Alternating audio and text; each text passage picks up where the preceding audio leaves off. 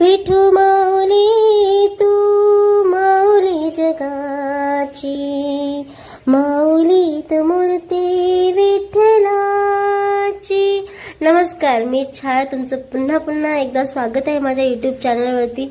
जर तुम्ही माझ्या चॅनलवर नवीन असाल तर प्लीज सबस्क्राईब करायला विसरू नका.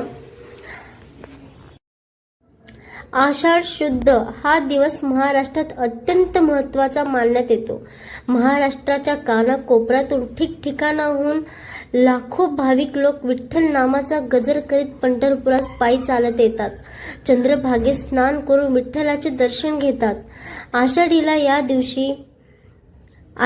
या दिवशी पंढरपुरात शेगावमधून पूर्ण ब्रह्म अधिकारी श्री संत गजानन महाराज, आळंदीहून ज्ञानेश्वरांची, देहूतून तुकारामांची, तर त्र्यंबकेश्वरून निवृत्तीनाथांची, पैठणहून एकनाथांची, तर उत्तर भारतातून कबीरांची पालखी येते.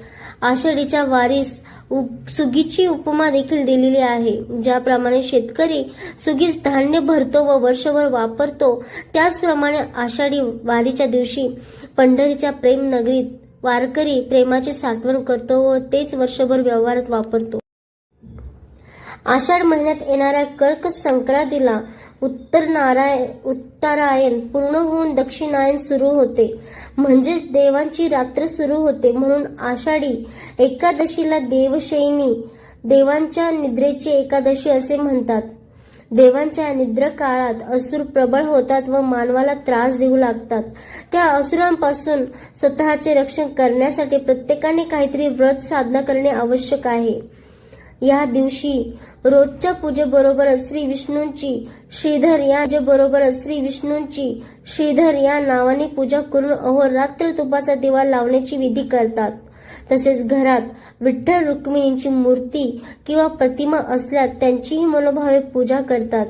वारकरी संप्रदायात पंढरपूरची वारी करण्याला विशेष महत्त्व आहे. व्हिडिओ तुम्हाला कसा आवडला मला नक्कीच सांगा. Thank you so much watching.